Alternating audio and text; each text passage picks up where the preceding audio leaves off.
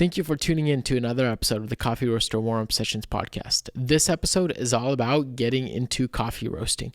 We try to go as practical as possible in this episode, trying to help those who are thinking about starting their small roasting operation or simply getting into this as a hobby. We break it down into what you'll need before you start roasting, how to approach your first 20 batches, and then how to create a plan from there to further dialing in your roasting approach to roast exactly the way you want to. Hopefully you find this helpful. Let's get into this. Hopefully everybody's brewing up some tasty bean juice. Oh, nice. Don't know what's been, don't know. This is an interesting part of the year where it's like, you got lots of fresh harvest coming in hot from Colombia. No, yeah, that's true. Or, maybe they haven't quite landed yet. So this is always an interesting part of the year. But I was just going to ask, what month is it? It's February. It's February, yeah. Good time to be alive. Yeah, I reckon. With the C market just ripping to 430, 450. That was great. That's great. Oh, man. That's so wild. That's so crazy. Like, yeah. I don't even think like many coffee people get the implications of that. But Yeah. it's crazy. Like when you're used to buying like 85s, 86s at 550 a pound, and now basic commodity is at 450. Yeah. Pretty much paying. You're pretty much paying almost the same price. Yeah. For commodity. Yeah. Like the baseline coffee is worth the same as like a solid yeah 86er. That's insane. Almost. It's the hardest thing for roasting companies to source good coffee. It's super challenging. I think roasting companies have a very difficult road to navigate. Like, not only do you have to roast well, like you have to like there's no such thing as like all light roast tastes good. Right? We already talked about this on the pod. What do you mean? Like, in a sense of like, just because you roast something quote unquote light doesn't make your coffee good. Roasting is complicated. That's what I'm saying. Yeah. You know what I mean? Roasting is challenging. But on top of that, sourcing green is a whole nother challenge. Yeah. And I think roasting companies have it like, it's tough. It's not a easy part of the sector. But it's a good one. It's a fun one. Yeah. Yeah. All right, let's pour some batch. Yeah.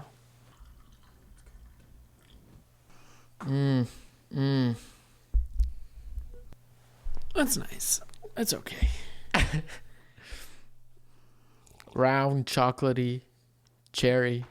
Wow, I'm shocked you said that. I thought you were gonna whip out something like grilled pineapple. No. That would be a disgrace. No, I That'd agree. be a disgrace It's to round, all chocolatey. the coffees that have grilled pineapple. Yeah. This would be a disgrace to call this grilled pineapple. But no, you're right. It's round. It's chocolatey. It's sweet in a good way, but it still has a ton of acidity on it. Take a guess. What do you think this is? I don't want to do it. Guess the batchy. Not on the pod, dude. I'm gonna be embarrassed. Gosh. He's gonna be like, "Yo, is this a triple fermentation geisha?" No, dude. This is like a very, very good Guatemalan coffee. And that's exactly what this is. Really? It's nice. I wouldn't call this like a really, really, really good. But it's a solid. It's a solid Guatemalan. Yeah, it's a solid Guatemalan coffee. Yeah. This I think is like, something you throw in some. In milk, this is gonna rip. It's good. It's gonna cut through. It's gonna be very nice. Honestly, this has like a staple espresso coffee. Yeah, I was gonna say this is a nice quote unquote espresso roast. Yeah. How would you distinguish that? No, I think that's right. Not only is it that, but if I had to choose between like getting a blender versus this on espresso. Yeah, like a everyday espresso option at a cafe. Yeah. This or a blender. I would actually probably lean towards this. Yeah. Well, I think that's obvious. Given that it's still getting the job done. It's simple. It's going to be easy to extract. It's going to be consistent. Yeah. It still has enough complexity and interest. Yep. It's not boring. Yeah. It's not like chocolate roast. Yeah. It's you also know. not going to be Yeah. like, it's not going to be offensive to anybody. Not that I think, no, I don't think so. I don't think so. Yeah. No. So this is the Complimento Alto. Oh, really? Yeah. The last roast. This is a coffee we haven't dropped. We're probably not going to drop, right? Or are we? I don't know. Maybe. I don't know if you're listening to this and you're like, man, I want that. Just send us a DM. I'll just invoice you. Yeah. And you can buy it. I don't think at a discount or I don't whatever, even know if we should even drop this coffee. Yeah. This is like a Yeah. wholesale account kind of people kind of coffee, Yeah, not a e-commerce coffee And- or not a direct to consumer kind of guest Yeah. coffee. Yeah. This is we sourced this and bought this specifically for a set of wholesale accounts that prefer a certain kind of flavor profile. It works for them. It's great. Yeah. But I'm surprised. I'll be honest. really, Yeah. why? Because the coffee that we brewed last night isn't that much better than this. In my opinion. At least from my brew last night. Yeah, I guess it's not. It's not. Mark is like, dude, you're full of it. No. No, it's just like- actually, I just like it. Just hurts to admit that. Yeah. Because that's like a geisha from. Don't say it. Don't say it. I mean, Don't it's, say it. it's just a. Yeah, just- it's a no. it's a geisha from Don't tell a the South people. American like country. And prominent roaster. Yeah. I'm shocked. Like if you really got me on this, that it's the Complimento Alto from the Viatora family. Mm-hmm. I mean, the Viatora family is also, they do a good job no matter how good or how high of quality the coffee is. They do a good job in everything they do. Yeah. Which but- speaking of them, I might go visit them Oh, actually cool. in 2 Sick. weeks. Nice. By the way, this is news for you and news for everybody. Yeah. Like tickets have been solidified, Really? and yeah, and Are you gonna shoot something? shooting for Onyx. I mean, that's why I'm going actually. Oh, sick. So Gonna drop little doc. they're gonna. I'm gonna try to. Actually, if you're listening, I'm going to Guatemala on an origin trip. Another one. This is actually purely not even an origin trip for myself, because we won't be visiting, other than the Viators, we won't be visiting like Jorge Mendez. That's not part of this trip. So it's just going to be a content creation trip for the folks at Onyx that we've been sourcing our guats from. What kind of content do you guys want to see? What do you want to hear? What story should I come back? What information should I come back with from Guatemala, from origin? I don't know. I think that would be fun. Yeah. But we'll see. Yeah, so I think to kick this episode off, we want to just talk about the roasting basics. So you bought yourself a home machine, or you bought yourself like a Diedrich 1 kilo, 3 kilo, something very small that you're going to start a home roasting operation.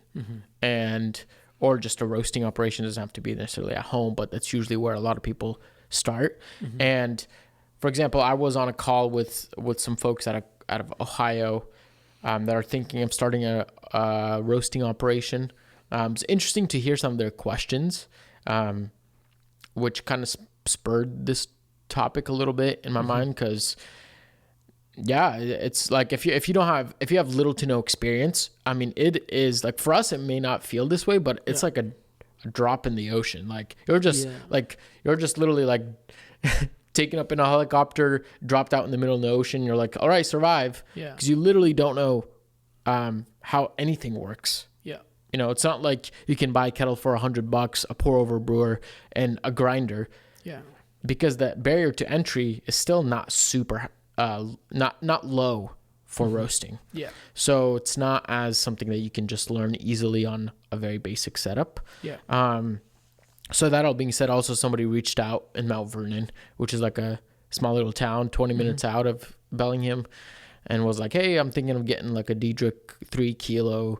Can you give me some ideas about like kind of like more, what am I looking for? Like municipality laws and rules. So anyways, that being said, I was like, interesting. So that being said, somebody buys a machine. What should you do before roasting your first batch? We've talked about this a lot, but I always say, like, in order to get experience behind a machine, you should probably either try to apprentice, try to volunteer, or get a job. Better yet, like if you're getting paid for it, it's even better yet. I mean, sweep the floors at a roastery. You know what I mean? Like do something to be in proximity to a roaster and just see operations in general. That helps a lot, because if you've never been around a roasting machine and you have no idea how to operate one, buying one is super intimidating. I think, like you said, because the barrier to entry is not as low as a V60.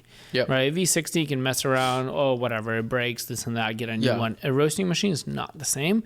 And then also just simple operations of like heavy, quote unquote, heavy machinery like that takes a bit of a learning curve. Even just understanding, this is how the exhaust work, this is how the natural gas works, this is how you boot up a machine, this is how you clean it pre and post, this is how you cool it down, like stuff like that. Like both you and I spent a decent amount of time working with other roasting companies and doing that kind of work, like you know. So I think that primarily is the most important thing you can do to set yourself up for success. What kind of...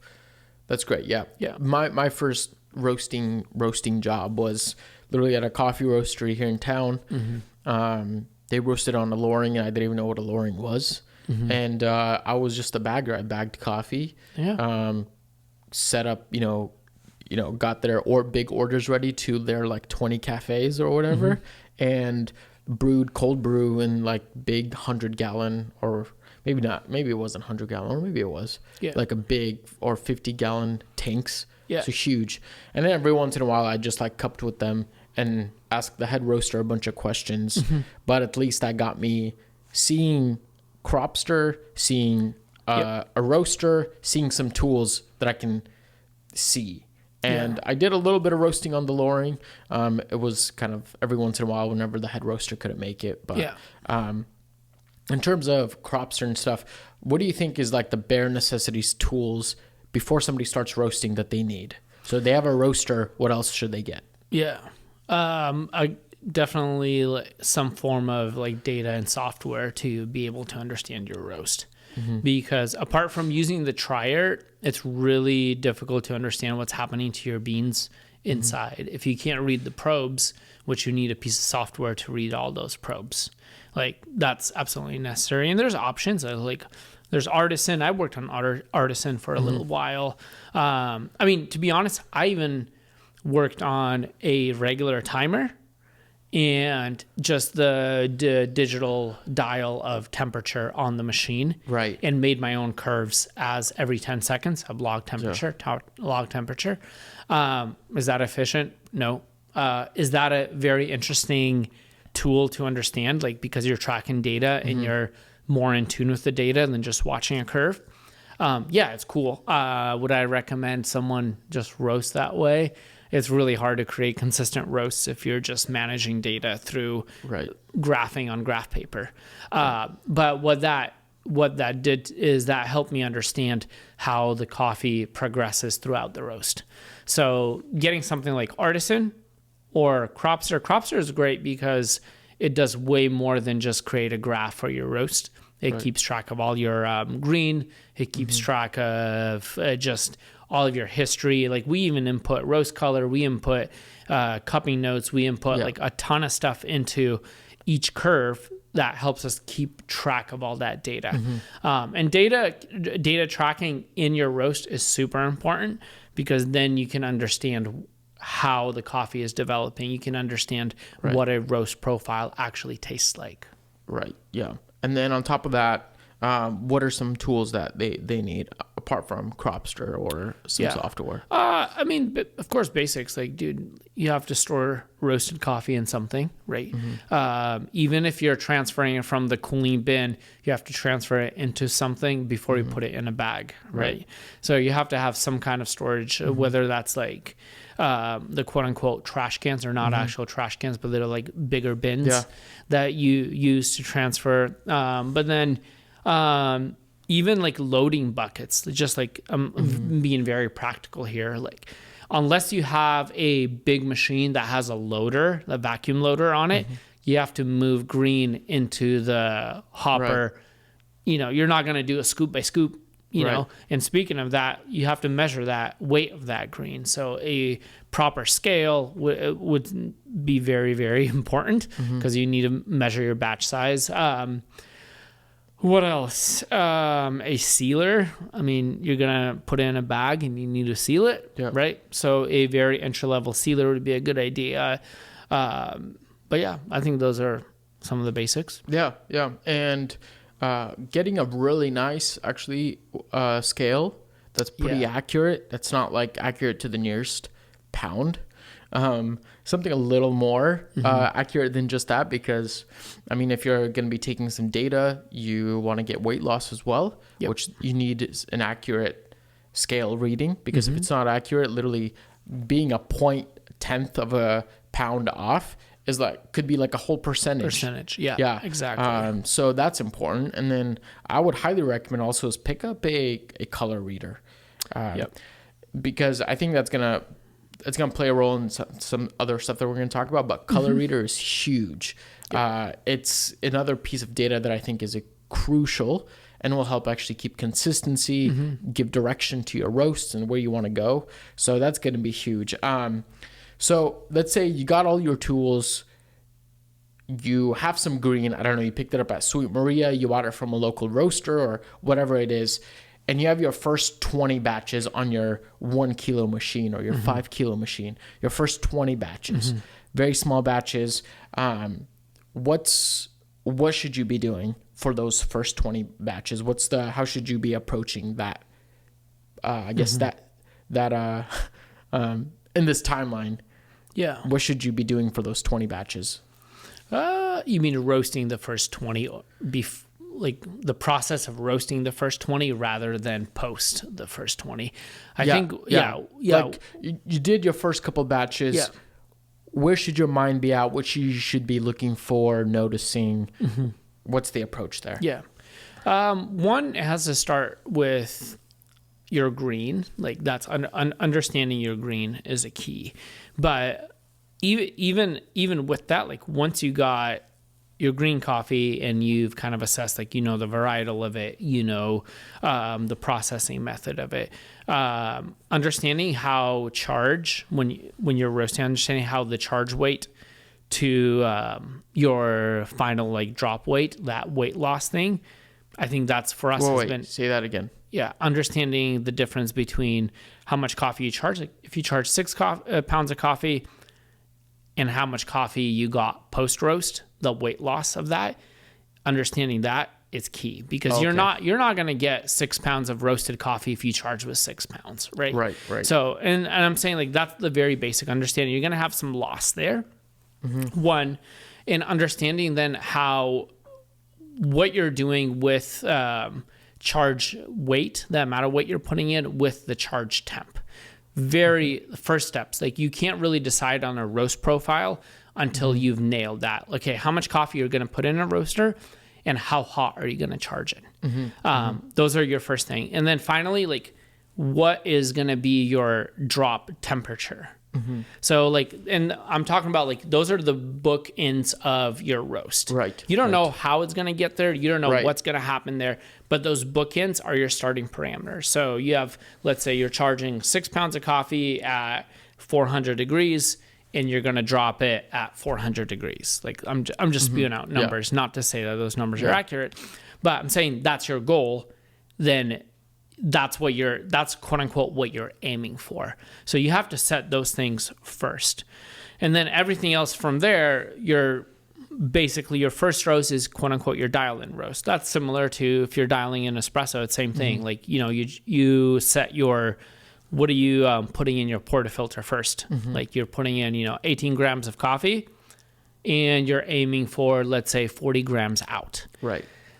How long it takes there and what the grind size needs to be is going to be very dependent on you trying the coffee. So same thing as a roast, you charge in what I was talking about earlier, and then you're like, oh, okay, weird. That turned out this way. And then you're tasting that and reading that according to the curve. And you're like, oh, that's what kind of flavor it yields. Yeah. And the bookends of the roast for sure are probably the biggest thing. But as you get past your first roast, your second roast, you'll start to notice that maybe your curve is reacting, or your roast is reacting a certain way by how your curve looks. Yep. So you might get an intense crash after first crack, or you might notice that, hey, around, middle of your roast, you didn't go down in gas quick enough and your roast kind of ran away from you. Maybe the coffee isn't cracking. Isn't crashing after crack. You're really, the first couple roasts, you're probably just going to be noticing a lot of those things. And I would actually say is do, your first 3, 4, 5 roasts, adjust a few things, but really take those first 4 or 5 roasts, go to the cupping table and get comfortable with the cupping process. Get comfortable with, cupping things blindly. Get comfortable with taking notes, grinding, the whole cupping process, because you're going to cup over and over and over and over again. And then really like take your, first 5 roasts or whatever. This is just a number. And then compare what your roasting notes are with the curve. Yeah. And then, if your coffee's, roasting, if it tastes a little too dark for you, then ask yourself, okay, what temperature did I drop it at? And if I want to go lighter, I'm probably going to drop it sooner, drop it at a lower temp. So what changes can I make for the next 5 roasts to achieve what I'm getting? Right. And really there's a lot of trial and error, just like dialing in a pour over, like you said, dialing in an espresso. And really, if it's your first time, chances are you're going to run through a lot of coffee. Yeah. So I would say actually even, to your green coffee selection, get something that's, not expensive. Don't go buying a geisha or something crazy. Yeah. Just get something that's going to be basic, simple, that has some interesting notes in it maybe. Yeah. But something that you're going to really test on. Yeah. And then of course, going back to the first thing of like some tools is get your color reader out and start reading color and measuring it. And also measuring it according to the changes you made. So for example, let's say you had a little bit more DTR in this roast, but the same drop temp. Side note, make sure that you're changing one variable at a time. Yeah, that's just a given. Yeah. Because if you automatically changed, your development time ratio to the whole roast, and you change your temp, you don't know which variable affected your coffee in flavor and color at that point. Right. So try to control one variable at a time. So let's say your drop temp is always 402. Then tweak different things like, how can I extend my development time ratio but still drop at 402? What do I need to do? How do I need to approach crack? And how does it respond post-crack so that I can approach crack at a certain level, a certain heat element, still maintain getting to my drop temp, but extending that time or decreasing that time?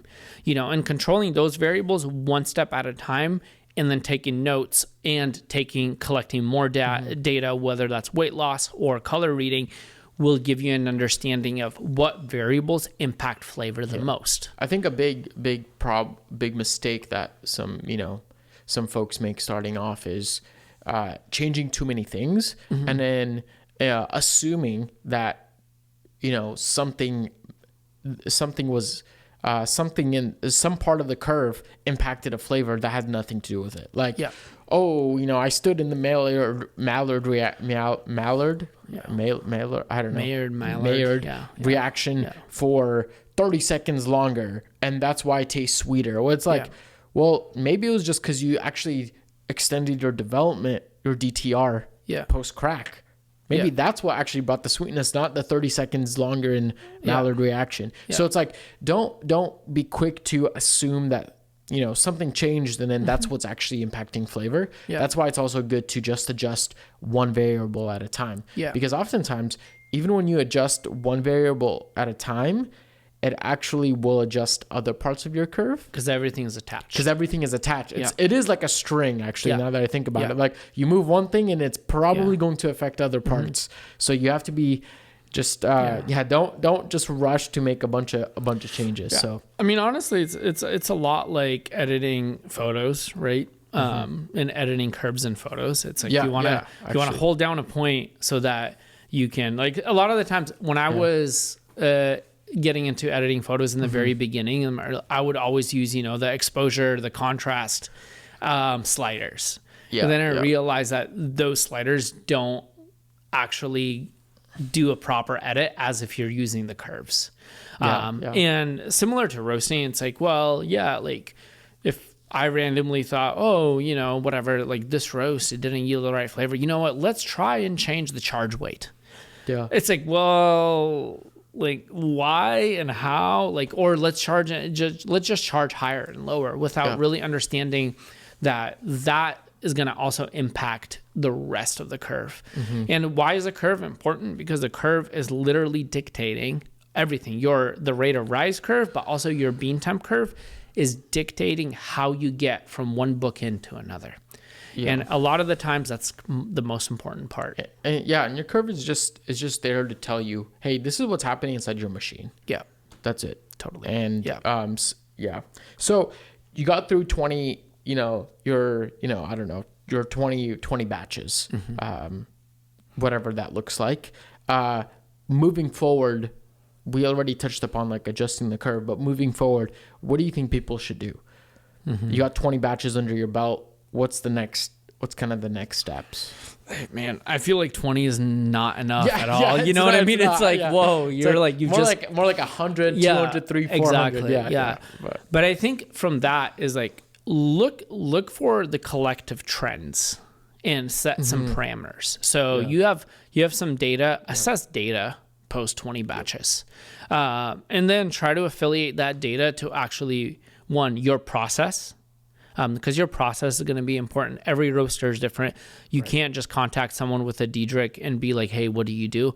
Even if it's a Diedrich, it's going to roast differently. Right. The temperature of your room is going to affect that. Right. But take that and then try to affiliate that data, interpret the data according to your process. And then dial in your process. I mean, one of the things is like we've always talked about the importance of how we warm up the machine, our between batch protocol, because those are variables then that are outside of your curve, but that will dictate how you are able to control your curve. So now try to step back and talk about those things and try to assess those things.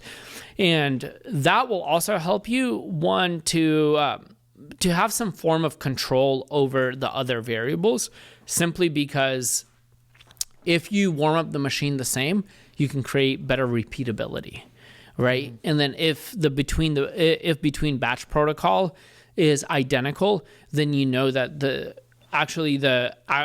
energy of the machine is the same between batches. Like for us, even now, like thousands of roasts after, we're still making sure that when we roast certain coffees, they're at a certain point in the roast, right? Is it a third, fourth, or fifth batch? Because those things will impact your roast a lot. Right.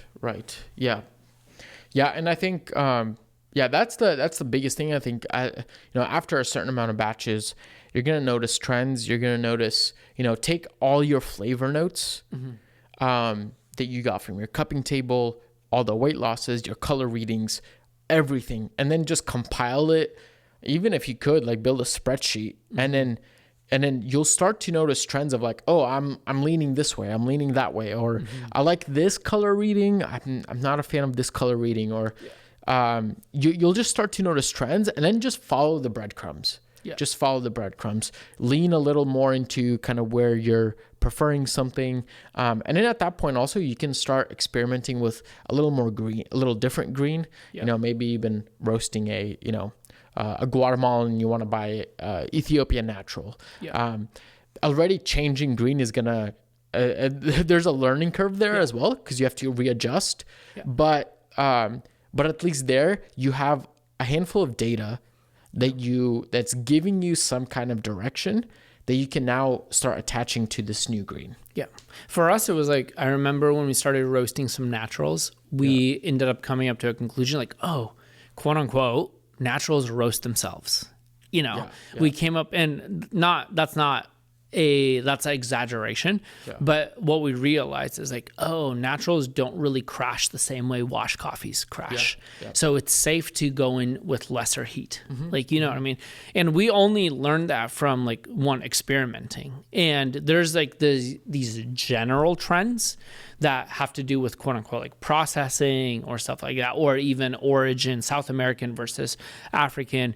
And then there's more specific trends when it comes to like varietal, you know, and varietal within a region and stuff like that we started collecting that. And I was like, oh, okay, like if we got a new Guatemalan coffee that's with a similar varietal, we're probably going to start it very similarly to this other coffee, or even try to use that another curve that we've had for another coffee to dial in this one and see how it reacts. I mean, even this coffee that we were drinking today, like that was a fairly easy dial in for us because we kind of like, oh, okay, we know this coffee kind of reacts this way. We've bought coffees from this producer. We've bought coffees from this region with this varietal, and it reacts very similarly. Is it going to be identical? No. Yeah. There's not a one profile for all, but it kind of gives you a head start. Yep, 100%. So I think one thing that I've been thinking about doing is doing like recording, you know, the roast, screen recording the curve as you go, and then sitting down, maybe we can shoot like, you know, a live commentary. That's cool. Yeah, our roast is, you know, usually 10 minutes and literally just play the curve right in front of us and then just talk through, okay, what are we thinking now? Where's the turnaround at? So cool. I think that's something that we might maybe we'll try to do on some of these new coffees that are coming in. But yeah, I think that's a great direction for folks. So if you have any more questions, feel free to reach out to us. Stay tuned for some more content, roasting wise. But yeah, share this with another home roaster or somebody getting started with roasting. And so solid. Friends, thank you so much for joining us once again on another episode of the Coffee Roaster Warm Up Sessions podcast. And as we always say, remember, reflect what's good.